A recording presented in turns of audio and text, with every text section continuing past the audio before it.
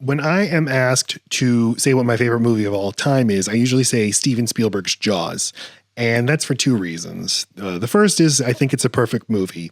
But the second, and this is the real reason, is I love all the non-shark related business that goes on in this movie. I love the stuff that a screenwriting seminar might call inessential. It's stuff that doesn't advance the plot or it doesn't help us understand the characters. But it gives the movie character. It gives the movie texture. Jaws has so much stuff going on in the background of its characters' lives and the world of Amity Island that makes the experience of watching the movie so much more fun than it would otherwise be. And I notice more and more of this stuff each time. So I usually watch Jaws every 4th of July, but recently my 13-year-old asked me if I wanted to watch it. And so I was like, well, hell yeah, I want to watch it. So I watched it, not in a July, but this time I noticed I noticed something that I just wanted to point out.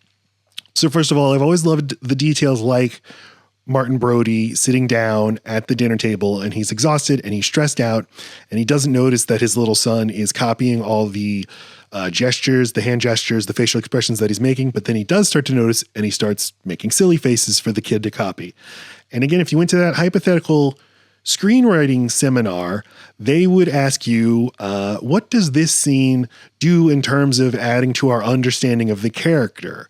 We already know before this that he's an everyman, a family man. He's worried about his kids. He feels the weight of the world on his shoulders.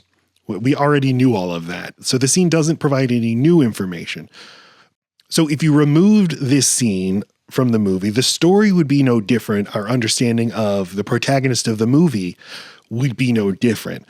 But the movie would be worse. It would be much worse without it. And it's because movies are about so much more than plot. They're about so much more than characters.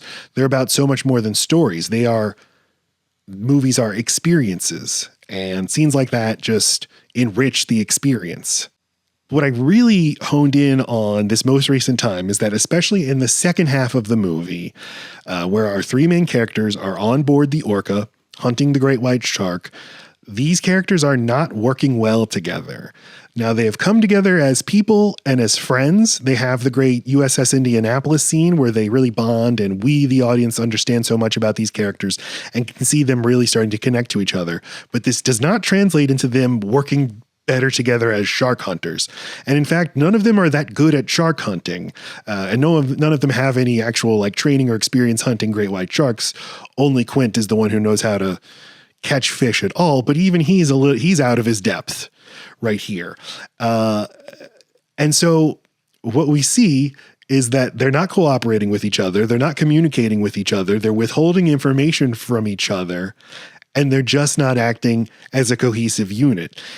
And I love this because I think this is how most of us would actually react in this situation, especially as the shark starts biting the boat and the ship is sinking. None of us actually knows what to do, and ideas will pop into our head or questions we might have, and we might say them out loud. And what the movie shows happening over and over again is a character will ask a question to the others, and the other two will ignore him. They won't answer him. And I feel like you never see this in movies, even though it happens in life all the time. People will talk out loud. People will ask each other questions, and the other people are either frustrated or stressed out, or they don't feel like deigning it with a response. But in the hypothetical screenwriting seminar, they would say every bit of dialogue needs to advance something and needs to be acknowledged and responded to. But I love in Jaws over and over again. Like Martin Brody says, why don't we just go back into shore and get a bigger boat? Just speaking into the void. Nobody acknowledges that he's spoken. When he says the famous line, you're going to need a bigger boat, they don't respond to that. And then I like that a minute later, he even says it again. He's like, we're going to need a bigger boat, right? And again, no one answers him. So when your boat is sinking, you have no real plan, you're not coordinating.